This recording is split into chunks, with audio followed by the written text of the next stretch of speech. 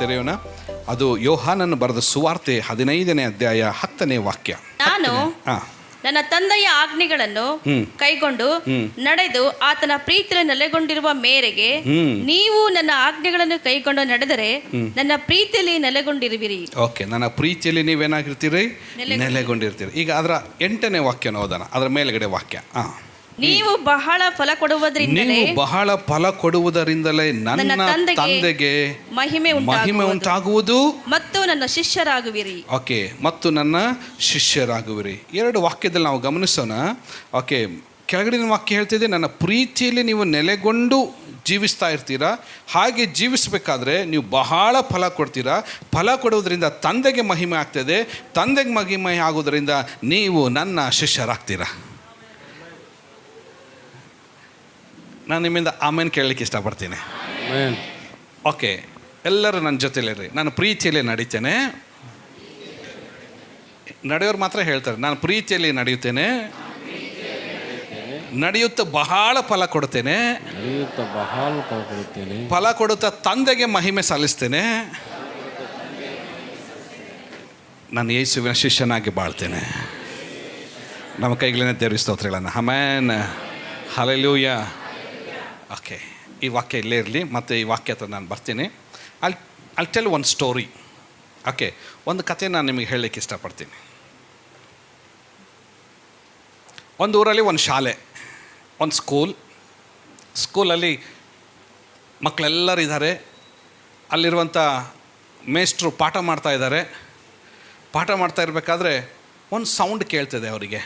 ಏನು ಸೌಂಡ್ ಅಂದರೆ ಕಾರಿನ ಸೌಂಡ್ ಕೇಳ್ತದೆ. ಆ ಕಾಲದಲ್ಲಿ ಇದು ಬಹಳ ಹಿಂದೆ ನಡೆದಂಥ ಒಂದು ಘಟನೆ. ಅದು ನಮ್ಮ ಕರ್ನಾಟಕದಲ್ಲೇ ನಡೆದಂಥ ಘಟನೆ. ಇದು ನಿಜ ಘಟನೆ. ಇದು ಒಂದು ಕಾರು ಬರ್ತದೆ. ಕಾರು ಬಂದು ಆ ಸ್ಕೂಲ್ ಕಾಂಪೌಂಡ್ ಹತ್ರ ನಿಲ್ತದೆ. ಆ ಸ್ಕೂಲಲ್ಲಿರುವಂಥವ್ರು ಎಲ್ಲರೂ ಸ್ವಲ್ಪ ಗಲಿಬಿಲಿ ಆಗ್ತಾರೆ. ಯಾಕಂದರೆ ಆ ಕಾಲದಲ್ಲಿ ಕಾರ್ ಬಂತಂದರೆ ಊರಿಗೆ ಕಾರ್ ನೋಡಲಿಕ್ಕೆ ಭಾಳ ಜನ ಬಂದಿರ್ತಾರೆ. ಆಮೇಲೆ ಕಾರ್ ಒಳಗೆ ಯಾರು ಬಂದಾರೆ, ಎಂಥ ಶ್ರೀಮಂತ ಬಂದಿದ್ದಾನೆ ಎಂಬುದಾಗಿ ನೋಡಲಿಕ್ಕೇ ಭಾಳ ಜನ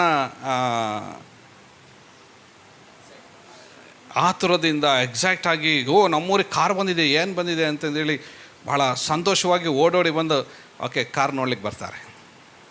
ಹೀಗೆ ಅಲ್ಲಿ ಆ ಸ್ಕೂಲ್ ಕಾಂಪೌಂಡ್ ಹತ್ರ ಒಂದು ಕಾರ್ ಬಂದು ನಿಂತ್ಕೊಳ್ತದೆ. ಆ ಸ್ಕೂಲ್ ಕಾಂಪೌಂಡ್ ಹತ್ರ ಕಾರ್ ಬಂದು ನಿಂತ್ಕೊಂಡಿದ್ದ ತಕ್ಷಣವೇ ಅಲ್ಲಿರುವಂಥ ಮೇಷ್ಟ್ರುಗಳಿಗೆಲ್ಲರಿಗೂ ಸ್ವಲ್ಪ ಗಲಿಬಿಲಿ ಆಗ್ತಿದೆ. ಯಾರು ಆಫೀಸರ್ಸ್, BO ಆಫೀಸರ್ಸ್ ಬಂದರು, DC ಬಂದರು. ಆ ಕಾಲದಲ್ಲಿ ಕಾರ್ ಇದ್ದಿದ್ದು DC ಹತ್ರ, SP ಹತ್ರ. ಅದು ಅವರಿಬ್ಬರಿಗೂ ಸೇರಿ ಒಂದೇ ಕಾರ್ ಇರ್ತಿತ್ತು ಅವರಿಗೆ. ಯಾರು DC ಬಂದರೋ ಏನೋ, ಜಿಲ್ಲಾಧಿಕಾರಿಗಳು ಬಂದರೋ ಏನೋ, ಸ್ವಲ್ಪ ಗಾಬರಿ ಆಗ್ತಾರೆ ಎಲ್ಲರೂ. ಆಮೇಲೆ ತಕ್ಷಣ ಅಲ್ಲಿ ಹೋಗ್ಬಿಟ್ಟು ಆ ಕಾರಿಂದ ಒಬ್ಬರು ಡೋರ್ ತೆಗೆದು ಇಳಿತಾರೆ. ಇಳಿದ್ಬಿಟ್ಟು ಅವ್ರು ಕೇಳ್ತಾರೆ, ಇಲ್ಲಿ ಗಂಗಾಧರಯ್ಯ ಮೇಷ್ಟ್ರು ಯಾರು ಎಂಬುದಾಗಿ ಕೇಳ್ತಾರೆ. ಕೇಳಿದ ತಕ್ಷಣವೇ ಅವರು ಇಲ್ಲ ಒಳಗಡೆ ಇದ್ದಾರೆ, ಪಾಠ ಮಾಡ್ತಾಯಿದ್ದಾರೆ. ಪಾಠ ಮಾಡ್ತಾಯಿದ್ದಾರಾ? ಮಾಡಲಿ ಪಾಠ ಮಾಡಲಿ ಡಿಸ್ಟರ್ಬ್ ಮಾಡೋದು ಬೇಡ. ಅವ್ರು ಬಂದರೆ ಸ್ವಾಮಿ ಹೋಗಿ ಕರೀಲ್ಲ ಅವರಿಗೆ. ಅವನ ಕಾರಲ್ಲಿರೋಂಥ ಅವ್ರ PA ಹೇಳ್ತಾನೆ, ಹೋಗಿ ಕರೀಲ್ಲ. ನೋ ಅವ್ರನ್ನ ಕರಿಬೇಡ, ಪಾಠ ಮಾಡಲಿ, ಮಕ್ಕಳಿಗೆ ತೊಂದರೆ ಆಗಬಾರ್ದು, ಪಾಠ ಮಾಡಲಿ, ಅವ್ರು ಪಾಠ ಮಾಡಲಿ. ತಕ್ಷಣ ಅವರು ಅಲ್ಲಿರೋಂಥ ಒಂದು ಸೋಮಾರಿ ಕಟ್ಟೆ ಅಂತ ಇರ್ತದೆ, ಗೊತ್ತಾ ನಿಮಗೆ? ಹಳ್ಳಿಯಲ್ಲಿ ಏನು ಹೇಳ್ತಾರೆ ಸೋಮಾರಿ ಕಟ್ಟೆ? ಆಲದ ಮರದ ಕಟ್ಟೆ. ಆಲದ ಮರದ ಕಟ್ಟೆಯಲ್ಲಿ ಕೆಲವರೆಲ್ಲ ಕೂತ್ಕೊಂಡಿದ್ರು. ಅವ್ರ ಹತ್ರ ಹೋಗಿ ಅವ್ರು ಕೇಳ್ತಾರೆ, ಹೇಗಿದ್ದೀರಾ, ಏನು ನಡೀತಾ ಇದೆ ಊರಲ್ಲಿ, ಹೊಲ ಬೆಳೆ ಮನೆ ಸಂಸಾರ, ಓಕೆ ಊರಿನ ಪರಿಸ್ಥಿತಿ ಎಲ್ಲ ವಿಚಾರಿಸ್ತಾ ಕೂತ್ಕೊಳ್ತಾರೆ. ಆಮೇಲೆ ತಕ್ಷಣ ಮಧ್ಯಾಹ್ನ ಊಟಕ್ಕೆ ಬಿಲ್ ರ್ಯಾಂಗ್ ಆಗುತ್ತೆ. ಬೆಲ್ ಹೊಡಿತಿದೆ ಮಧ್ಯಾಹ್ನ ಊಟಕ್ಕೆ. ಆಮೇಲೆ ಊಟಕ್ಕೆ ಬಿಟ್ಟಿದ ತಕ್ಷಣ PA ಹೋಗಿ ಆ ಮೇಷ್ಟ್ರು ಕರ್ಕೊಂಬರ್ತಾರೆ. ಸರ್ ನಿಮಗೆ ಕರಿತಾ ಇದ್ರೆ ಬರಬೇಕಂತೆ. ಇವ್ರಿಗೆ ಗಾಬರಿ, ಯಾರು ಬಂದಿದ್ದಾರೆ ಅಂತಂದೇಳಿ ಹೋಗಿ ನೋಡಿದ್ರೆ ಆ ವ್ಯಕ್ತಿ ಯಾರಂದರೆ ಅವತ್ತಿನ ಮೈಸೂರು ರಾಜ್ಯದ ಅಥವಾ ಕರ್ನಾಟಕದ ಮುಖ್ಯಮಂತ್ರಿ ಕೆಂಗಲ್ ಹನುಮಂತರಾಯರವರು. ಮುಖ್ಯಮಂತ್ರಿ ಒಂದು ಹಳ್ಳಿಯಲ್ಲಿ ಒಂದು ಸಣ್ಣ ಊರಿಗೆ ಹುಡ್ಕೊಂಬಂದಿದ್ದಾರೆ. ಅದನ್ನು ಹುಡ್ಕೊಂಬಂದು ಓಕೆ ಅವಾಗ ಎಲ್ಲ ಮೇಷ್ಟ್ರು, ಊರು ಇಡೀ ಸ್ಟಾಫೇ ಬರ್ತದೆ, ಮುಖ್ಯಮಂತ್ರಿಗಳು ಬಂದಿದ್ದಾರೆ. ತಕ್ಷಣ ಹೋಗಿ ಎಲ್ಲರೂ ಕಾಲಿಗೆ ಬೀಳ್ತಾರೆ, ಅಡ್ಡ ನಮಸ್ಕಾರ ಮಾಡ್ತಾರೆ. ಸರ್ ಒಳಗೆ ಬನ್ನಿರಿ, ಏನು ತರಿಸ್ಲಿ? ಓಕೆ, ಹೆಂಗಿರ್ತೈತೆ ನೋಡ್ರಿ ಅದು ಪರಿಸ್ಥಿತಿ. ಫಾರ್ ಎಕ್ಸಾಂಪಲ್ ಉದಾಹರಣೆ ಹೇಳ್ತೀನಿ. ನಮ್ಮ ಕರ್ನಾಟಕದ ಮುಖ್ಯಮಂತ್ರಿ ಯಾರ್ರಿ? ಸಿದ್ದರಾಮಯ್ಯ ಸಾಹೇಬರು ಒಂದೇ ಸತಿ ನಮ್ಮ ಚರ್ಚೆಗೆ ಬಂದು ಹಿಂಗೆ ನಿಂತ್ಕೊಂಡ್ರೆ ಹೆಂಗಿರ್ತೈತೆ ನಮ್ಮ ಪರಿಸ್ಥಿತಿ ಈಗ? ಮೀಡಿಯಾ ಯಾರಿಗೂ ಹೇಳಿಲ್ಲ, ಅವರು ಯಾರಿಗೂ ಹೇಳಿಲ್ಲ. ಸಡನ್ನಾಗಿ ಇಲ್ಲಿ ಬಂದು ನಿಂತ್ಕೊಂಡ್ರೆ ಹೆಂಗಿರ್ತೈತೆ ಹೇಳ್ರಿ ನಮ್ಮದು? ಹೆಂಗಿರ್ತೈತೆ ಅಂದರೆ ನಾವೆಲ್ಲರೂ ಅಪ್ಲಿಕೇಶನ್ ಕೊಡ್ತೀವಿ ಅವರಿಗೆ. ನನಗೆ ವೋಟರ್ ID ಸಿಕ್ಕಿಲ್ಲ, ನನಗೆ ರೇಷನ್ ಕಾರ್ಡ್ ಸಿಕ್ಕಿಲ್ಲ, ಆಮೇಲೆ ಮನೆ ಸಿಕ್ಕಿಲ್ಲ, ಗೃಹಲಕ್ಷ್ಮಿ ಸಿಕ್ಕಿಲ್ಲ, ದುಡ್ಡು ಸಿಕ್ಕಿಲ್ಲ ನನಗೆ ಅಂತ ಎಲ್ಲ. ಸೊ ಆ ಥರ ಕೊಡ್ತೀವಿ. ಅವತ್ತೂ ಕೂಡ ಹಾಗೆ ಆಯಿತು. ನೋಡಬೇಕಾದ್ರೆ ಎಲ್ಲರೂ ಸರ್ ಹಾಗೆ. ಆಮೇಲೆ ಅವ್ರು ಹೇಳೋದು, ನಿಮ್ಮದೆಲ್ಲ ಆಮೇಲೆ ನೋಡ್ಕೊಳ್ತೀನಿ, ನಾನು ಒಂದು ಉದ್ದೇಶಕ್ಕೋಸ್ಕರ ಬಂದಿದ್ದೀನಿ, ಈ ಮೇಷ್ಟ್ರ ಹತ್ರ ನಾನು ಏನೋ ಪರ್ಸ್ನಲಾಗಿ ಮಾತಾಡೋಕ್ಕೆ ಬಂದಿದ್ದೀನಿ, ದಯವಿಟ್ಟು ನೀವೆಲ್ಲರೂ ಸ್ವಲ್ಪ ಆಚೆ ಇರ್ರಿ ಅಂತ ಹೇಳ್ತಾರೆ. ಸರಿ ಅಂತಂದೇಳಿ ಅವರೆಲ್ಲರೂ ಆಚೆ ಇರ್ತಾರೆ. ಆ ಮೇಷ್ಟ್ರನ್ನು ಕರ್ಕೊಂಡು ಹೆಗಲ ಮೇಲೆ ಕೈ ಹಾಕಿ, ಮುಖ್ಯಮಂತ್ರಿಗಳು ಒಬ್ಬ ಸಾಮಾನ್ಯ ಮೇಷ್ಟ್ರು, ಅವ್ರ ಮೇಲೆ ಕೈ ಹಾಕಿ ಸ್ವಲ್ಪ ಆ ಕಡೆ ಬೇರೆ ಮರದ ಹತ್ರ ಕರ್ಕೊಂಡು ಹೋಗಿ ನಿಧಾನಕ್ಕೆ ಅವ್ರಿಗೆ ಕೇಳ್ತಾರೆ, ನಾನು ಯಾಕೆ ಬಂದೆ ಅಂದರೆ ಇಲ್ಲಿಗೆ, ಈ ಊರಿನಲ್ಲಿ ಒಬ್ಬ ಹುಡುಗ ಇದ್ದಾನೆ, ಆ ಹುಡುಗನಿಗೆ ನನ್ನ ಮಗಳು ಗೊತ್ತಾಗಿದೆ, ನನ್ನ ಮಗಳು ಆ ಹುಡುಗನಿಗೆ ಕೊಡಬೇಕಂತ ಇದ್ದೀನಿ. ಸೊ ಅದಕ್ಕೆ ನಾನು ಇಲ್ಲಿ ಯಾರಿಗೂ ವಿಚಾರಿಸ್ತಾ ಇಲ್ಲ, ಅವನು ನಿಮ್ಮ ಶಿಷ್ಯ ಎಂಬುದಾಗಿ ತಿಳಿತು, ಅದಕ್ಕೆ ನಿಮಗೆ ವಿಚಾರಿಸಿದರೆ ಗೊತ್ತಾಗ್ತದೆ. ಸೊ ಅವನು ಯಾರು, ಹೇಗಿದ್ದಾನೆ, ಅವನಿಗೆ ನನ್ನ ಮಗಳು ಕೊಡ್ಬೋದಾ, ಆತನ ಬಗ್ಗೆ ನಾನು ವಿಚಾರಿಸೋದಕ್ಕೋಸ್ಕರ ನಾನು ಬಂದೀನಿ ಎಂಬುದಾಗಿ ಕೇಳ್ತಾರೆ. ಹೇಳಿದ ತಕ್ಷಣವೇ ಈ ಮೇಷ್ ಹೇಳ್ತಾರೆ, ಸರ್ ಒಳ್ಳೆ ಹುಡುಗ, ತುಂಬ ಬುದ್ಧಿವಂತ, ಕಷ್ಟದಿಂದ ಮೇಲೆ ಬರೋವನು, ವಿಧೇಯನಾಗಿರುವಂಥ ಜೀವಿಸುವವನು, ಅವ್ರ ತಂದೆ ತಾಯಿನೂ ತುಂಬ ಒಳ್ಳೆಯವರು, ಭಾಳ ಭಕ್ತಿವಂತ, ವಿನಯವಂತ, ಅವನು ನನ್ನ ಶಿಷ್ಯ ಎಂಬುದಾಗಿ ಹೇಳ್ಕೊಳ್ಳಿಕ್ಕೆ ನಾನು ಹೆಮ್ಮೆ ಪಡ್ತೇನೆ, ನಾನು ಅವನಿಗೆ ಮೇಷ್ಟ್ರಾಗಿದ್ದಕ್ಕೆ ನಾನು ಹೆಮ್ಮೆ ಪಡ್ತೀನಿ. ಸರ್ ನೀವು ಕಣ್ಣು ಮುಚ್ಚಿ ನಿಮ್ಮ ಮಗಳನ್ನ ಅವ್ರನ್ನ ಕೊಡ್ಬೋದು, ಬಹಳ ಬಂಗಾರದಂಥ ಹುಡುಗ ಎಂಬುದಾಗಿ ಹೇಳಬೇಕಾದ್ರೆ ಅವರು ಏನೋ ಒಂದು ಕವರ್ ಅವ್ರ ಕೈ ಕೊಟ್ಟು, ಓಕೆ ಥ್ಯಾಂಕ್ ಯು ಹೇಳಿ, ಅವರಿಗೆ ವಂದನೆ ಹೇಳಿ, ಅವ್ರಿಗೇನು ಮಾತಾಡದೆ ಆ ಮನೆಗೂ ಹೋಗಿ ವಿಚಾರಿಸ್ದೆ, ಅಕ್ಕಪಕ್ಕ ಜನರಿಗೂ ಹೋಗಿ ವಿಚಾರಿಸ್ದೆ, ಸೀದಾ ಕಾರ್ ಹತ್ಕೊಂಡು ತಮ್ಮ ಊರಿಗೆ ತಾವು ಬ್ಯಾಂಗ್ಳೂರಿಗೆ ಹೋಗಿ ನೆಕ್ಸ್ಟು ತಮ್ಮ ಮಗಳನ್ನು ಆ ಹುಡುಗನಿಗೆ ಕೊಟ್ಟು ಮದುವೆ ಮಾಡ್ತಾರೆ ಅವರು. ಪ್ರೈಸಿಲ್ಲ, ತಮ್ಮ ಮಗಳನ್ನ ಅವ್ರಿಗೆ ಕೊಟ್ಟು ಮದುವೆ ಮಾಡ್ತಾರೆ. ಇಲ್ಲಿ ನಾವು ಧ್ಯಾನಿಸ್ಬೇಕಾಗಿದ್ದಂಥ ಒಂದು ಮುಖ್ಯವಾದ ಅಂಶ ಯಾವುದಂದರೆ, ನಾವು ಧ್ಯಾನಿಸ್ಬೇಕಾದಂಥ ಅಂಶ ಯಾವುದು ಹೇಳ್ರಿ ಇಲ್ಲಿ? ಓಕೆ, ಗುರು ಶಿಷ್ಯನ ಸಂಬಂಧ. ಪ್ರೈಸಲೋ, ಏನಾಗಿದೆ ಅದು? ಗುರು ಮತ್ತು ಶಿಷ್ಯನ ಒಂದು ಸಂಬಂಧ ಇಲ್ಲಿದೆ ನೋಡ್ರಿ. ಅಷ್ಟು ದೊಡ್ಡ ವ್ಯಕ್ತಿ ಆಗಿದ್ರೂ ಸಾಧಾರಣವಾಗಿ ಓಕೆ ಅವ್ರಿಗೊಂದು ಜ್ಞಾನವಂತು, ಯಾರಿಗೋಗಿ ನಾನು ವಿಚಾರಿಸಿದರೆ ಆ ಹುಡುಗನ ಬಗ್ಗೆ ಕರೆಕ್ಟಾದಂಥ ಮಾಹಿತಿ ನನಗೆ ಸಿಗ್ತದೆ. ಯಾರ ಬಗ್ಗೆ ಹೋಗಿ ನಾನು ತಿಳ್ಕೊಂಡ್ರೆ, ಯಾರ ಬಗ್ಗೆ ಹೋಗಿ ನಾನು ಯಾರಿಗೆ ಎಕ್ಸಾಕ್ಟಾಗಿ ನಾನು ಕೇಳಿದರೆ ಆ ಹುಡುಗನ ಸಂಪೂರ್ಣ ಇತಿಹಾಸ ನನಗೆ ಗೊತ್ತಾಗ್ತಿದೆ. ಅವ್ರು ಆಲೋಚನೆ ಮಾಡಿದರು, ನಮ್ಮ PA ಕೇಳಿದ್ರು, ಅವರು ಏನು ಮಾಡೋಣ ಸರ್, ಅವ್ರ ಮೇಷ್ಟ್ರು ಒಬ್ರು ಇದ್ದಾರೆ ಸರ್, ಅವ್ರಿಗೆ ಕೇಳಿದ್ರೆ ಗೊತ್ತಾಗ್ತದೆ. ಸೀದಾ ಅವ್ರು ಆಲೋಚನೆ ಮಾಡಿ ಸೀದಾ ಅದೇ ಮೇಷ್ಟ್ರ ಹತ್ರ ಹೋಗಿ ಅವ್ರು ಕೇಳ್ತಾರೆ. ಮೇಷ್ಟ್ರು ಸಹ ತಮ್ಮ ಶಿಷ್ಯನ ಬಗ್ಗೆ ಒಳ್ಳೆ ಅಭಿಪ್ರಾಯನ ಹೇಳ್ತಾರೆ. ಒಬ್ಬ ಗುರು ತನ್ನ ಶಿಷ್ಯನ ಕುರಿತಾಗಿ ಇಷ್ಟು ಅದ್ಭುತವಾದಂಥ ಸಾಕ್ಷಿ ಕೊಡೋದಾಗಿದ್ದರೆ ಓಕೆ, ನಮ್ಮನ್ನು ರಕ್ಷಣೆಯಲ್ಲಿ ನಡೆಸಿ, ಹಲ್ಲೆಲೂಯಾ, ತನ್ನ ರಕ್ತವನ್ನೇ ನಮಗೋಸ್ಕರ ಸುರಿಸಿ ನಮ್ಮನ್ನು ನಿತ್ಯ ಜೀವಕ್ಕೆ ಪಾಲ್ಗಾರನಾಗಿ ಮಾಡಿದಂಥ ಸ್ವಾಮಿ ಹೇಳೋದೇನೆಂದರೆ, ಓಕೆ ನೀವು ನನ್ನ ಶಿಷ್ಯರು.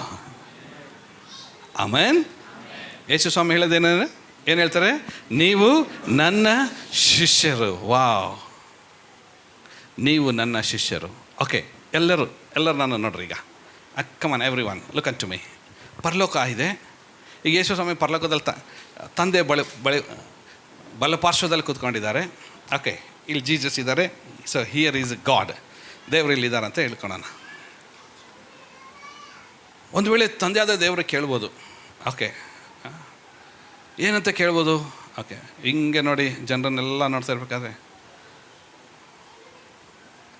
ಒಂದು ವೇಳೆ ಯೇಸು ಸ್ವಾಮಿಗೂ ತಂದೆಗೂ ಒಂದು ಸಂಭಾಷಣೆ ನಡೀತಾ ಇದೆ. ತಂದೆ ಕೇಳ್ಬೋದು, ಯೇಸು ಸ್ವಾಮಿ ನೋಡಿ, ಮೈ ಸನ್, ಎಸ್ ಡ್ಯಾಡಿ. ಭೂಲೋಕದಲ್ಲಿ ಲೋಹಿತ ಹೆಂಗೆ? ಲೋಹಿತನ ಪರಲೋಕಕ್ಕೆ ಕರ್ಕೊಳ್ಳೋಣ, ಅಶೋಕನ ಪರಲೋಕಕ್ಕೆ ಕರ್ಕೊಳ್ಳೋಣ, ಅಕ್ಷಯನ ಪರಲೋಕಕ್ಕೆ ಕರ್ಕೊಳ್ಳೋಣ, ಸೋಮಣ್ಣನ ಪರಲೋಕಕ್ಕೆ ಕರ್ಕೊಳ್ಳೋಣ, ಚಂದ್ರಣ್ಣನ ಪರಲೋಕಕ್ಕೆ ಕರ್ಕೊಳ್ಳೋಣ. ಅವ್ರು ಹೋಗೇ ಬಿಟ್ಟವ್ರು ಇಲ್ಲಿ. ಓಕೆ, ಎಂಬುದಾಗಿ ಕೇಳಿದ್ರೆ ಹೆಂಗೆ ಇವ್ರ ಕ್ಯಾರೆಕ್ಟರ್ ಅಂತಂದೇಳಿ ಜೀಸಸ್ಗೆ ಕೇಳೋದಾಗಿದ್ದರೆ ಜೀಸಸ್ ಏನು ಹೇಳ್ಬೋದು ನಮ್ಮ ಬಗ್ಗೆ ಪರಲೋಕದಲ್ಲಿ? ಕಮಾನ್, ಥಿಂಕ್ ಇಟ್. ಯಾಕಂದರೆ ತಂದೆಯು ನಮ್ಮ ಅಂತರೇಂದ್ರಿಯವನ್ನೆಲ್ಲ ಬಲ್ಲವನಾಗಿದ್ದಾನೆ. ನಾವು ಜೀವಿಸುವುದು ಪ್ರತಿ ಸಂಗತಿಗಳು ಆತನು ನೋಡಿದ್ದಾನೆ. ಯಾರಿಗೂ ನೋಡದೆ, ಯಾರು ನೋಡ್ತಾ ಇಲ್ಲ ಎಂಬುದಾಗಿ ನಾವು ಆಲೋಚಿಸಿ ಜೀವಿಸ್ಬೋದು, ಆದರೆ ತಂದೆಗೆ ಎಲ್ಲದೂ ಗೊತ್ತಿದೆ. ಆತನಿಗೆ ಮರೆಯಾಗಿದ್ದು ಒಂದೂ ಇಲ್ಲ. ಜೀಸಸ್ ಹೇಳ್ಬೋದು, okay, because of Jesus shed his blood, ಆತನ ತನ್ನ ರಕ್ತವನ್ನು ಸುರಿಸಿ ನಮ್ಮನ್ನು ಕ್ರಯಕ್ಕೆ ಕೊಂಡಿದ್ದ ನಿಮಿತ್ತವಾಗಿ ಯೇಸು ಸ್ವಾಮಿ ಹೇಳ್ತಾರೆ, ಅವ್ನು ನನ್ನ ಶಿಷ್ಯ, ಅವ್ನು ನನ್ನ ಶಿಷ್ಯ, ಅವ್ನು ನನ್ನ ಶಿಷ್ಯ, ಇವ್ರು ನನ್ನ ಶಿಷ್ಯ, ಇವ್ರು ನನ್ನ ಶಿಷ್ಯರು, ಇವ್ರು ನನ್ನ ಶಿಷ್ಯರು. ಯೇಸು ಸ್ವಾಮಿ ಪರಲೋಕದಲ್ಲಿ ಎದೆ ತಟ್ಟಿ ಹೇಳ್ಕೋಬೇಕು, ಇವರು ನನ್ನ ಶಿಷ್ಯರು ಎಂಬುದಾಗಿ. ಹಲ್ಲೆಲೂಯಾ. ಎದೆ ತಟ್ಟಿ ತಂದೆಗೆ ಹೇಳಬೇಕು, ಅವ್ರು ನನ್ನ ಶಿಷ್ಯರು ಎಂಬುದಾಗಿ. ಯೇಸು ಸ್ವಾಮಿ ನಮ್ಮ ಬಗ್ಗೆ ಪರಲೋಕದ ತಂದೆಯಾದ ದೇವರಿಗೆ ಅವ್ರು ನನ್ನ ಶಿಷ್ಯರು ಎಂಬುದಾಗಿ ಹೇಳಬೇಕಾದ್ರೆ ಹಾಗೆ ನಾವು ಜೀವಿಸಬೇಕಲ್ಲವೇ? ಆತನ ಶಿಷ್ಯರಾಗಿ ನಾವು ಜೀವಿಸ್ಬೇಕಾ ಬೇಡವಾ? ಚರ್ಚಲ್ಲಿ ಒಂಥರ ನಾಟಕ, ಪ್ರಪಂಚದಲ್ಲಿ ಒಂಥರ ನಾಟಕ ಆಡೋರು ಎಂದಿಗೂ ಶಿಷ್ಯರಾಗೋದಿಲ್ಲ ರೀ. ಜೀವಿಸಿದರೆ ಕ್ರಿಸ್ತವನ್ನವರಾಗಿ ನಾವು ಜೀವಿಸಬೇಕು, ಇಲ್ಲಾಂದರೆ ಬಿಟ್ಟು ಹೋಗ್ಬಿಡಬೇಕು. ಪ್ರಪಂಚ ವಿಶಾಲಾಗಿದೆ, ಪ್ರಪಂಚದ ಎಲ್ಲ ಸಂಗತಿಗಳು ಬಾಗಿಲು ತೆರೆದು ಕೂಗ್ತಾ ಇದ್ದಾವೆ, ಬನ್ನಿ ಬನ್ನಿ ಅಂತಂದೇಳಿ. ಯೇಸು ಸ್ವಾಮಿ ಹೇಳ್ತಾರೆ, ಪರಲೋಕ ರಾಜ್ಯವು ಇಕ್ಕಟ್ಟು ಬಿಕ್ಕಟ್ಟು, ಕಂಡುಕೊಳ್ಳೋರು ತುಂಬ ಜನ, ಅದರಲ್ಲಿ ಸೇರುವಂಥವರು ಸ್ವಲ್ಪ ಜನ. ಶ್ರೀಮಂತರು, ಅಹಂಕಾರಿಗಳು, ನನಗೆಲ್ಲ ಗೊತ್ತು, ನನ್ನ ಹತ್ರ ಹಣದಿಂದ ನಾನು ಎಲ್ಲವನ್ನು ಸಂಪಾದನೆ ಮಾಡಬಲ್ಲೆ, ನನ್ನ ವ್ಯಕ್ತಿತ್ವದಿಂದ, ನನ್ನ ಹೆಸರಿಂದ ಎಲ್ಲವನ್ನು ಸಂಪಾದನೆ ಮಾಡ್ಕೊಳ್ಬಲ್ಲೆ ಅನ್ನೋರು ಪರಲೋಕಕ್ಕೆ ಹೋಗುವುದೆಷ್ಟು ಕಷ್ಟ ಅಂದರೆ, ಸೂಜಿ ಕಣ್ಣಿನಲ್ಲಿ ಒಂಟೆ ನುಗ್ಗಿಬೇಕಾದ್ರೂ ಹೋಗ್ಬಿಡ್ಬೋದು, ಆದರೆ ಅವರು ಪರಲೋಕ ರಾಜ್ಯಕ್ಕೆ ಹೋಗೋದಿಲ್ಲ. They will no go, they will never go. Amen. ಹೋಗೋದಿಲ್ಲ ಅವರು. ಚರ್ಚಲ್ಲಿ ಒಂಥರ ಜೀವಿಸಿ, ಪ್ರಪಂಚದಲ್ಲಿ ಒಂಥರ ಜೀವಿಸಿ. ಒಂದೊಂದು ಸತಿ ಹೆಂಗೆ ಅನಿಸುತ್ತೆ ಅಂದರೆ, ಇವರ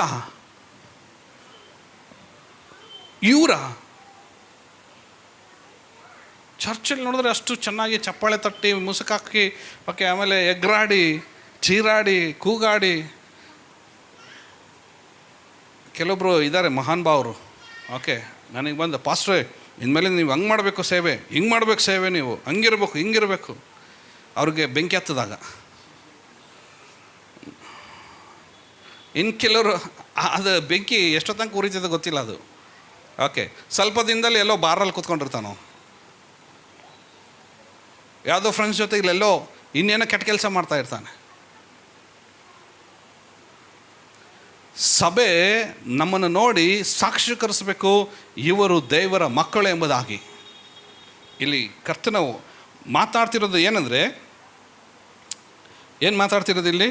ಆಕೆ 8ನೇ ವಾಕ್ಯ ಹೇಳ್ತಿದೆ, ನೀವು ಬಹಳ ಫಲ ಕೊಡುವುದರಿಂದ, ಬರೇ ಫಲ ಕೊಡುವುದರಿಂದ ಅಲ್ಲ, ಏನಂತೆ? ಒಂದ್ಸರಿ ಎಲ್ಲರೂ ಬಾಯಿ ಬಿಟ್ಟು ಹೇಳ್ರಿ, ಬಹಳ ಫಲ. ಏನಂತೆ? ಬಹಳ ಫಲ ಕೊಡುವುದರಿಂದಲೇ ನನ್ನ ತಂದೆಗೆ ನಮ್ಮ ಜೀವಿತ ಹೇಗಿರಬೇಕಂದ್ರೆ, ತಂದೆಗೆ ಮಹಿಮೆ ಸಲ್ಲಿಸುವ ಜೀವಿತದಲ್ಲಿ ನಾವು ಜೀವಿಸಬೇಕು. ಯೇಸುವಿನ ಶಿಷ್ಯರೆಂಬ ಮುದ್ರೆಯನ್ನು ಹೊಂದಿದವರಾಗಿ ನಾವು ಜೀವಿಸಬೇಕು.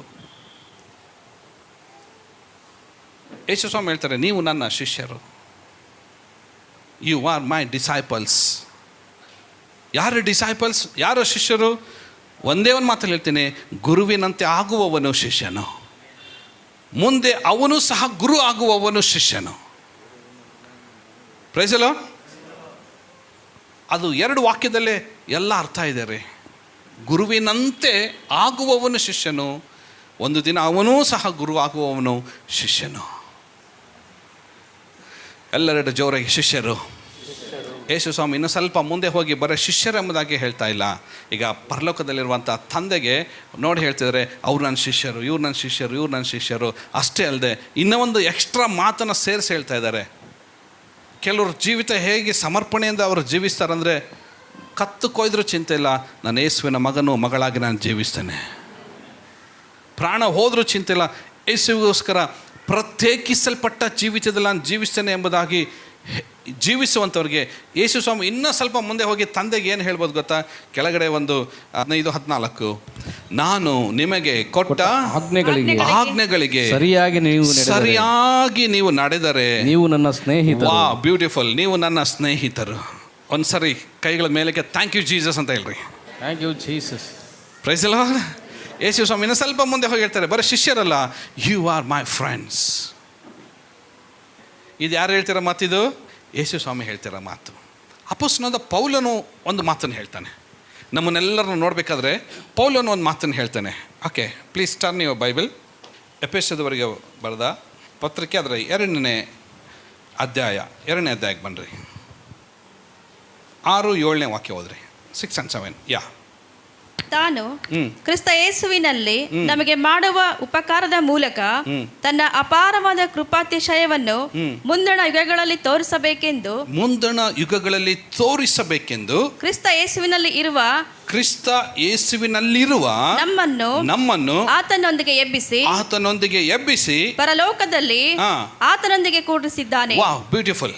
ಪರಲೋಕದಲ್ಲಿ ಆತನೊಂದಿಗೆ ನಮ್ಮನ್ನು ಕೂರಿಸಿದ್ದಾನೆ.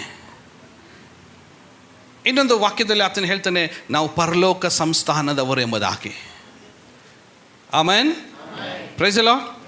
ಯೇಸು ಸ್ವಾಮಿ ಹೇಳಿದರು, ಎಲ್ಲರೂ ಫಸ್ಟ್ ಏನು ಹೇಳಿದರು? You are my disciples. ಅಂದ್ರೆ ನೀವು ನನ್ನ, ಕೇಳಿಸ್ಕೊಳ್ಳಿಲ್ಲ. ಆಮೇಲೆ ಯೇಸು ಸ್ವಾಮಿ ಇನ್ನೂ ಸ್ವಲ್ಪ ಮುಂದೆ ಬಂದು ಹೇಳ್ತಾರೆ, ನೀವು ನನ್ನ. ಪೌಲನ್ ಹೇಳ್ತಿದ್ದಾನೆ, ಏನು? ನೀವೆಲ್ಲಿ ಕೂತ್ಕೊಂಡಿದ್ದೀರಿ ಈಗ? ಪರಲೋಕದಲ್ಲಿ ಕೂತಿರುವಂಥ ಪರಲೋಕ ನಿವಾಸಿಗಳು, ಪರಲೋಕ ಸಂಸ್ಥಾನದವರು. ಎಷ್ಟು ಗ್ಯಾರಂಟಿಯಿಂದ ಹೇಳ್ತಾ ಇದ್ದಾನೆ. ಅಪೊಸ್ತಲನಾದ ಶ್ರೀ ಪೌಲನು ಹೇಳ್ತಿದ್ದಾನೆ, ಎಷ್ಟು ಗ್ಯಾರಂಟಿ, 100% ಇದ್ದಾನೆ. ಓಕೆ, ನೀವೆಲ್ಲರೂ ಎಲ್ಲಿಗೆ ಸೇರಿದವರು? ನೀವು ಪರಲೋಕ ಸಂಸ್ಥಾನಕ್ಕೆ ಸೇರಿದವರು, ದೇವರ ರಾಜ್ಯಕ್ಕೆ ಸೇರಿದವರು. ದೇವರ ರಾಜ್ಯವು ನಿಮ್ಮಲ್ಲಿ ಬಂದದೆ. ನೀವು ದೇವರ ರಾಜ್ಯಕ್ಕೋಸ್ಕರ ಪ್ರತ್ಯೇಕಿಸಲ್ಪಟ್ಟವರು, ಆ ರಾಜ್ಯದಲ್ಲಿಯೇ ಜೀವಿಸುವವರು, ಆ ರಾಜ್ಯಕ್ಕೋಸ್ಕರವೇ ಸಮರ್ಪಣೆಯಿಂದ ಸಾಕ್ಷಿಗಳಾಗಿರುತ್ತಿರುವ ನೀವು ಆತನೊಂದಿಗೆ ಪರಲೋಕದಲ್ಲಿ ಕೂತಿದ್ದೀರಿ. Wow, somebody say hallelujah. ಎಲ್ಲರೆಡೆ ನಾನು ಪರಲೋಕ ಸಂಸ್ಥಾನದವನು. ವಾವ್, ಎಷ್ಟು ಜನರಿಗೆ ಈ ನಿಶ್ಚಯತೆ ಇದೆ ರೀ. ನಾವು ಹೇಳೋದಾಕಿದ್ರೆ ಹಾಗೆ ನಾವು ಜೀವಿಸ್ಬೇಕಲ್ಲವೇ? ಪರಲೋಕಕ್ಕೆ ಸಂಬಂಧಪಟ್ಟ ಎಲ್ಲ ದೈವಿಕ ಕಾರ್ಯಗಳು ನಮ್ಮ ಒಳಗಡೆ ಕಾಣಬೇಕ್ರಿ. ಹೋಗಿ ಸೈತಾನನ ರಾಜ್ಯದಲ್ಲಿ ಜೀವಿಸುವಂಥದ್ದಲ್ಲ, ಪಿಶಾಚಿ ರಾಜ್ಯದಲ್ಲಿ ಓಕೆ ತಿಂದು ಕುಡಿದು ಕುಣಿದು ಕುಪ್ಪಳಿಸಿ ಓಕೆ ಜೀವನವನ್ನು ನಾಶ ಮಾಡಿಕೊಳ್ಳುವಂಥದ್ದಲ್ಲ.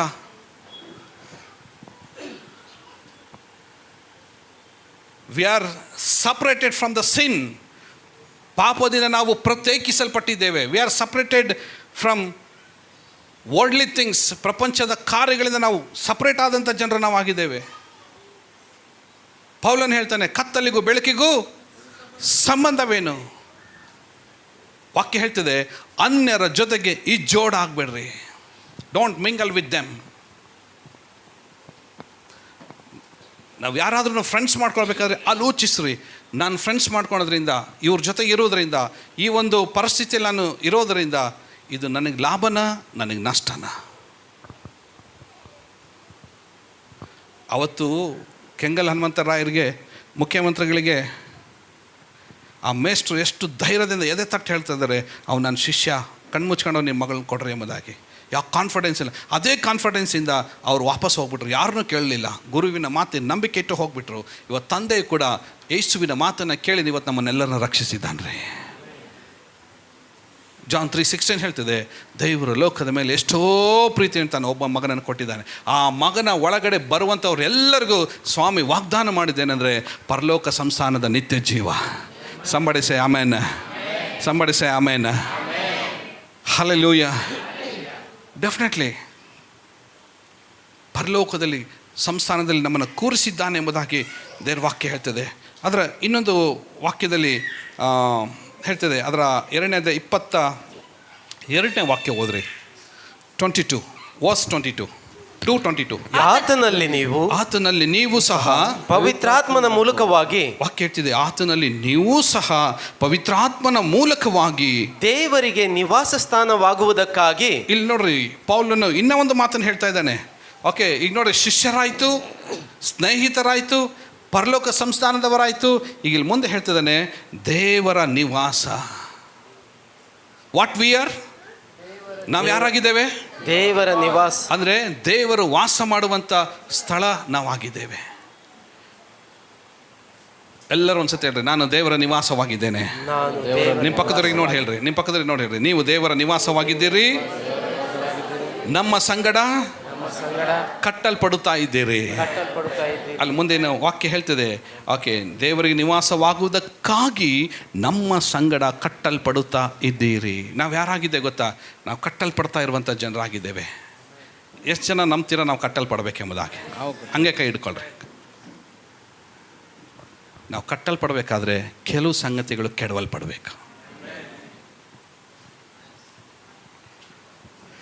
ಆ ಕಟ್ಟಡ ಸಂಪೂರ್ಣತೆಗೆ ಬರಬೇಕಾದ್ರೆ ಕೆಲವೊಂದು ಸಂಗತಿಗಳಿದೆ, ಅವು ಕೆಡವಲ್ಪಡಬೇಕು, ತೆಗೆದು ಹಾಕಲ್ಪಡಬೇಕು. ಓಕೆ, ತೆಗೆದವುದನ್ನು ದೂರ ಹಾಕಬೇಕು, ಮತ್ತು ಹೊಸ ಸಂಗತಿಗಳಿಂದ ಅದು ಕಟ್ಟುತ್ತಾ ಮುಂದೆ ಹೋಗಬೇಕು. ನಾನು ನೆನೆಸ್ತೇನೆ, ಯಾರಿಗಾದರೂ ಇವತ್ತಿನ ಸಂದೇಶ ಅರ್ಥ ಆಗ್ತೈತೆ ಎಂಬುದಾಗಿ. ಯಾರಿಗಾದ್ರೂ ಅರ್ಥ ಆಗ್ತೈತಾ? ಯಾರಿಗಾದ್ರೂ ಅರ್ಥ ಆಗ್ತೈತಾ? ವಾ, ನಮಗೆ ಅರ್ಥವಾಕಿ ಅದರಂತೆ ನಾವು ಜೀವಿಸಿದರೆ ಈ ವಾಕ್ಯಕ್ಕೆ ಬೆಲೆ ಬರ್ತದೆ. ಈ ವಾಕ್ಯ ಬರೆದಿದ್ದಕ್ಕೂ ಸಾರ್ಥಕವಾಗ್ತದೆ. ನಾನು ಇವತ್ತು ಈ ಪ್ರಸಂಗ ಮಾಡಿದಕ್ಕೂ ಸಾರ್ಥಕವಾಗ್ತದೆ. ಹಲ್ಲೆಲೂಯ. ಹಾಗೆ ಜೀವಿಸ್ರಿ ಎಂಬುದಾಗಿ ವಾಕ್ಯ ಹೇಳ್ತಿದೆ. ಅಪೊಸ್ತಲನಾದ ಪೇತ್ರನು ಸಹ ಒಂದು ಮಾತನ್ನು ಹೇಳ್ತಾನೆ, ನಾವು ಯಾರಾಗಿದ್ದೇವೆ ನೋಡ್ರಿ. ಪೇತ್ರನು ಕೂಡ ಒಂದು ಮಾತನ್ನು ಬರೀತಾನೆ. 1 Peter chapter 2 verse 9. ನೀವಾದರೂ ನಿಮ್ಮನ್ನು ಕತ್ತಲೆಯೊಳಗಿಂದ ಕರೆದು ತನ್ನ ಆಶ್ಚರ್ಯಕರವಾದ ಬೆಳಕಿನಲ್ಲಿ ಸೇರಿಸಿದಾತನ ಗುಣಾತಿಶಯಗಳನ್ನ ಪ್ರಚಾರ ಮಾಡುವವರಾಗುವಂತೆ. ಅರೆ ಬಾಪ್ರೆ, ಬ್ಯೂಟಿಫುಲ್. ನಮ್ಮನ್ನು ಯಾರು ಕರೆದನೋ ಆತನ ಗುಣಾತಿಶಯಗಳನ್ನ ಪ್ರಚಾರ ಮಾಡುವವರಾಗುವಂಥ ಜನರು ನಾವು ಆಗಿದ್ದೇವೆ. ವಾವ್, ಪೇತ್ರನ್ ಬರಿತಾ ಇದ್ದಾನೆ. ಓಕೆ, ಸಭೆಯೇ, ಯಾರು ನಿಮ್ಮನ್ನು ಕರೆದಿದ್ದಾನೋ ಆತನ ಗುಣಾತಿಶಯಗಳನ್ನು ನೋಡ್ರಿ, ನನ್ನ ಕಡೆ ನೋಡ್ರಿ. Come on everyone, look unto me. ನಿಮ್ಮನ್ನು ಯಾರು ಕರೆದ್ನೋ ಒಂದ್ಸತಿ ಹೇಳ್ರಿ, ಯಾರು ಕರೆದಿ ನಿಮ್ಮನ್ನು? ಒಂದ್ಸತಿ ಜೋರಾಗಿ ಕಮಾನ್, somebody say ಜೀಸಸ್. ಯಾರು ನಮ್ಮನ್ನು ಕರೆದಿದ್ದು? ಯೇಸು ಸ್ವಾಮಿ ನಮ್ಮನ್ನು ಕರೆದಿದ್ದಾನೆ. ಆ ಯೇಸುವಿನ ಗುಣಾತಿಶಯಗಳನ್ನು ನನ್ನ ಕಡೆ ನೋಡ್ರಿ, ನನ್ನ ಒಳಗಡೆ ನಾನು ಅದನ್ನು ನಿರೂಪಿಸಿಕೊಂಡು ಜನರಿಗೆ ಪ್ರಚುರ ಮಾಡೋರಾಗುವಂತೆ. ಯೇಸು ಸ್ವಾಮಿ ಗುಣಾತಿಶಯಗಳನ್ನು ನಾನು ಧರಿಸಿಕೊಂಡವನಾಗಿ ಜನರಿಗೆ ಪ್ರಚಾರ ಮಾಡುವವರು ಆಗುವಂತೆ ಮುಂದೆ ಹೇಳ್ತಿದೆ. ದೇವರಾದುಕೊಂಡ ಜನಾಂಗವು ಬರೇ ಶಿಷ್ಯರು, ಸ್ನೇಹಿತರು, ಓಕೆ, ಪರಲೋಕ ಸಂಸ್ಥಾನದವರು, ಓಕೆ, ದೇವರ ನಿವಾಸವಾಗಿ ಕಟ್ಟಲ್ಪಡ್ತಾ ಇರುವಂಥ ನಮಗೆ ಇನ್ನೂ ಒಂದು ಪೇತ್ರನ ಒಂದು ಬಿರುದನ್ನು ಕೊಡ್ತಾ ಇದ್ದೇನೆ. ಏನಂತ? ದೇವರಾದುಕೊಂಡ ಜನಾಂಗವು. ನಾವು ದೇವರು ಆದುಕೊಂಡ ಜನಾಂಗ. ಒಂದ್ಸರಿ ಹೇಳ್ರಿ, ಈ ಭೂಮಿ ಮೇಲೆ ಜೋರಾಗಿ ಎಲ್ಲರೂ, ಭೂಮಿ ಮೇಲೆ ದೇವರು ಆರಿಸಿಕೊಂಡ ಜನಾಂಗ ನಾನು. ವಾ, ಈ ಭೂಮಿ ಮೇಲೆ ದೇವರು ಆರಿಸಿಕೊಂಡಿರುತ್ತ ಜನಾಂಗವು. ಮತ್ತೆ ಮುಂದೆ ಹೇಳ್ತಿದೆ, ರಾಜವಂಶಸ್ಥರಾದ ಯಾಜಕರು. ವಾವ್, ರಾಜನು, ರಾಜಾದಿರಾಜನು, ಕರ್ತನ ಕರ್ತನು, ಒಡೆಯರ ಒಡೆಯನು. Amen, hallelujah. ಆ ರಾಜನ ವಂಶಸ್ಥರಾದಂಥ ಯಾಜಕರು, ಮೀಸಲಾದ ಜನವು, ದೇವರಿಗೋಸ್ಕರ ಪ್ರತ್ಯೇಕಿಸಲ್ಪಟ್ಟ ಮೀಸಲಾದಂಥ ಜನವು, ದೇವರ ಸ್ವಕೀಯ ಪ್ರಜೆಯೂ ಆಗಿದ್ದೀರಿ. ಹಲ್ಲೆಲೂಯ. ಇದೆಲ್ಲ ಕ್ಯಾರೆಕ್ಟರ್ಸ್ ಹೇಳ್ತಾ ಇದೆ. ಆಮೇನ್. ನನ್ನ ಕಡೆ ನೋಡ್ರಿ, ಇಲ್ಲಿ come on everyone, look unto me. ಇಲ್ಲಿ ನನ್ನ ಕಡೆ ನೋಡ್ರಿ, ಒಂದು ಕಡೆ ತಂದೆ ಇದ್ದಾರೆ, ಜನರನ್ನು ನೋಡಿ ಏನು ಮಾಡ್ಬೇಕೆಂಬುದಾಗಿ ಕೇಳ್ತಾ ಇದ್ದಾರೆ. ಯೇಸು ಸ್ವಾಮಿ ಹೇಳ್ತಾರೆ, ಅವ್ರು ನನ್ನ ಶಿಷ್ಯರು, ಅವ್ರು ನನ್ನ ಸ್ನೇಹಿತರು ಎಂಬುದಾಗಿ ಹೇಳ್ತಾರೆ. ಪಕ್ಕದಲ್ಲಿ ಇನ್ನೊಬ್ಬರು ಬಂದು ನಿಂತ್ಕೊಳ್ತಾ ಇದ್ದಾರೆ. ಅಪೊಸ್ತಲನಾದ ಪೌಲ್ ಹೇಳ್ತಾನೆ, ಅವ್ರು ಪರಲೋಕ ಸಂಸ್ಥಾನದವರು.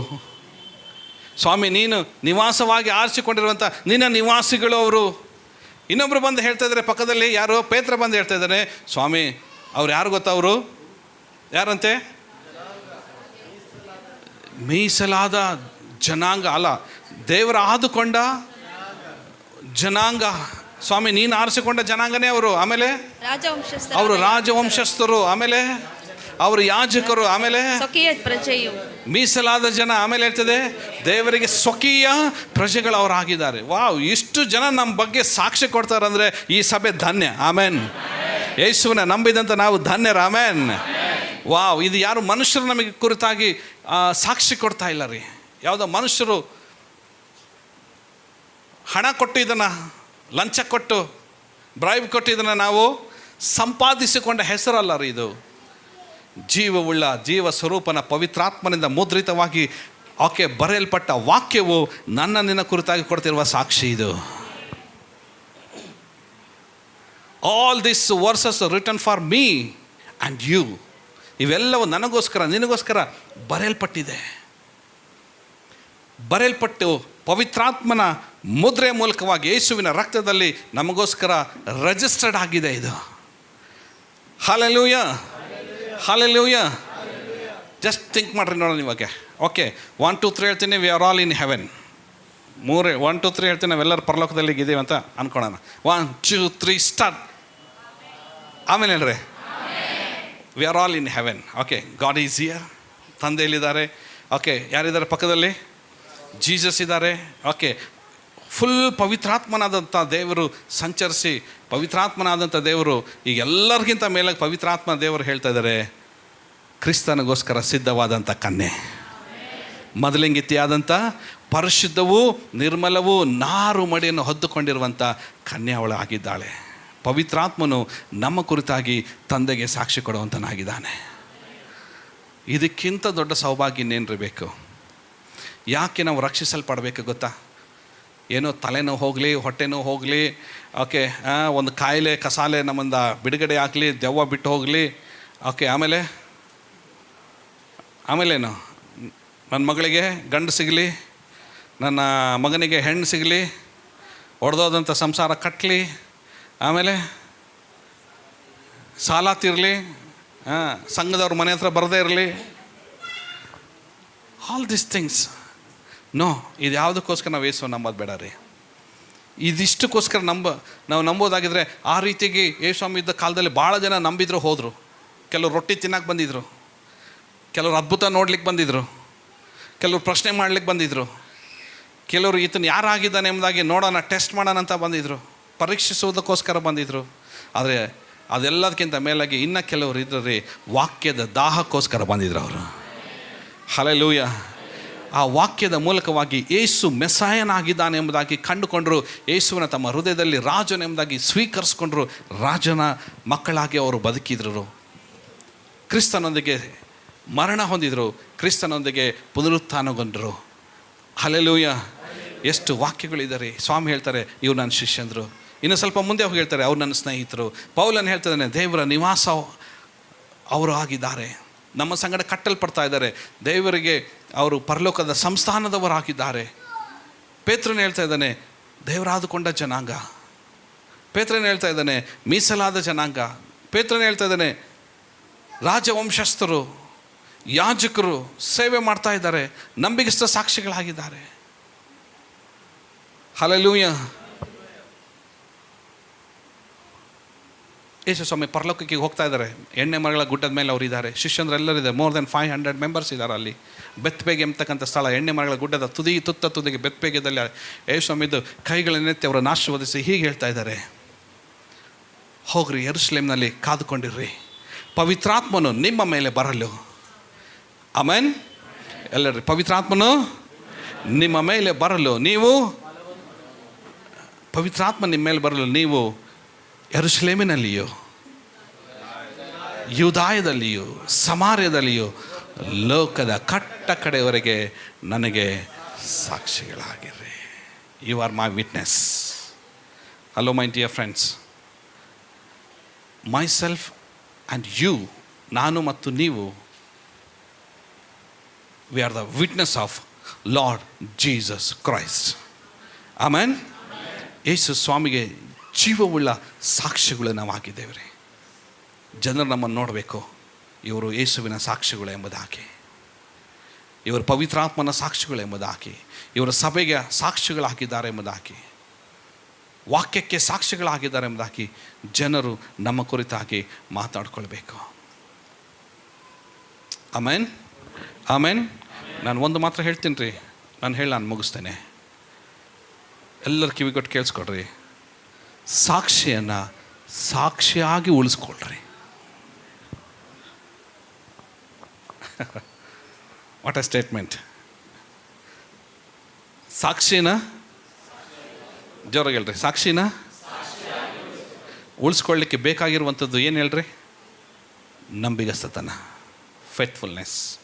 ಯಾವುದು ನಿಮಗೆ ರಕ್ಷಿಸಿದೆಯೋ, ಯಾವ ಸಾಕ್ಷಿ ನಿಮಗೆ ಸಾಕ್ಷೀಕರಿಸಿದೆಯೋ ಅದಕ್ಕೆ ನಂಬಿಗಸ್ತರಾಗಿ ಜೀವಿಸ್ರಿ. ಸಾಕ್ಷಿಯನ್ನು ಕೆಡಿಸ್ಕೊಳ್ಬೇಡ್ರಿ. ಸಾಕ್ಷಿ ಕೆಡಿಸ್ಕೊಳ್ಳೋದು ಭಾಳ ಹೊತ್ತು ಆಗೋದಿಲ್ಲ ರೀ, ಭಾಳ ಹೊತ್ತು ಆಗೋದಿಲ್ಲ. ಒಂದು ಚೆನ್ನಾಗಿ ತಿಳ್ಕೊಡ್ರಿ, ನಮ್ಮನ್ನೆಲ್ಲರನ್ನೂ ಜನರು ನೋಡ್ತಾ ಇದ್ದಾರೆ, ನಮ್ಮನ್ನೆಲ್ಲರನ್ನೂ ಸಭೆ ನೋಡ್ತಾ ಇದೆ, ನಮ್ಮನ್ನೆಲ್ಲರನ್ನೂ ದೇವ್ರ ಮಕ್ಕಳು ನೋಡ್ತಾ ಇದ್ದಾರೆ, ನಮ್ಮನ್ನೆಲ್ಲರನ್ನೂ ಪವಿತ್ರಾತ್ಮನಾದಂಥ ದೇವರು ಗಮನಿಸ್ತಾ ಇದ್ದಾನೆ, ನಮ್ಮನ್ನೆಲ್ಲರನ್ನೂ ಯೇಸು ಸ್ವಾಮಿ ನೋಡ್ತಾ ಇದ್ದಾನೆ.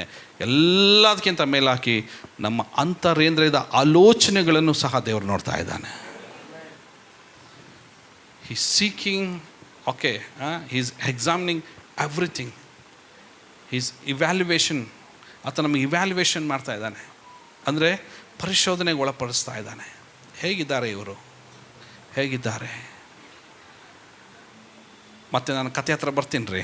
ಆ ಮೇಷ್ಟ್ರು ಹೇಳ್ತಾರೆ, ಇವನು ನಂಬಿಗಸ್ತನಾದಂಥ ನನ್ನ ಶಿಷ್ಯ, ನಿಮ್ಮ ಮಗಳು ಅವನಿಗೆ ಕೊಡ್ಬೋದು. ಇದೇ ಮಾತು ಯೇಸು ಸ್ವಾಮಿ ಹೇಳ್ಬೇಕು ನಮಗೆ. ಏನು ಗೊತ್ತಾ? ಇವರು ನಂಬಿಗಸ್ತರು, ಇವರು ಪರಲೋಕಕ್ಕೆ ಬರ್ಬೋದು. ಇವರು ನಂಬಿಗಸ್ತರು, ಇವರು ದ ಕ್ಯಾನ್ ಇನ್ಹೆರಿಟ್ಸ್ ದ ಹೆವೆನ್. ಅವರು ಪರಲೋಕವನ್ನು ಸ್ವಾಸ್ಥ್ಯವಾಗಿ ಅವರು ಹೊಂದ್ಕೊಳ್ಬೋದು. ಅದಕ್ಕೋಸ್ಕರ ಎಲ್ಲವೂ ನಮಗೋಸ್ಕರ ಬರೆದು ರಿಜಿಸ್ಟರ್ಡ್ ಆಗಿದೆ ರೀ. ಬಟ್ ಈಗ ಕೆಲಸ ಯಾರ್ದಾಗಿದೆ ಅಂದರೆ ನಮ್ಮದು ಆ ಸಾಕ್ಷಿಯನ್ನು ಸಾಕ್ಷಿಯಾಗಿ ನಂಬಿಗಸ್ತರಾಗಿ ಉಳಿಸ್ಕೊಳ್ಬೇಕಾಗಿದೆ.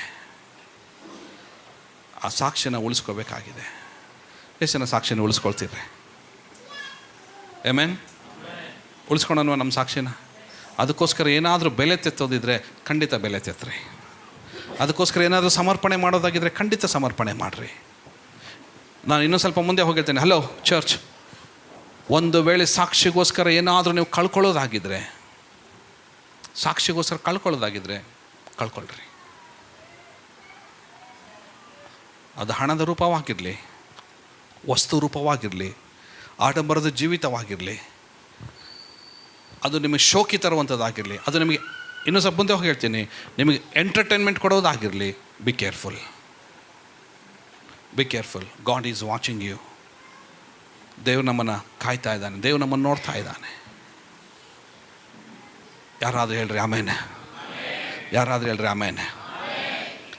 ಒಂದು ಮಾತನ್ನು ನಾವೆದ್ದು ನಿಂತ್ಕೊಂಡು ನಮ್ಮ ಬಲಗೈನ ಮೇಲೆ ಕೆತ್ತೇಳೋಣ, ಸ್ವಾಮಿ ನಾನು ನಿನಗೆ ನಂಬಿಗಸ್ತ ಸಾಕ್ಷಿಯಾಗಿ ನಾನು ಜೀವಿಸ್ತೇನೆ.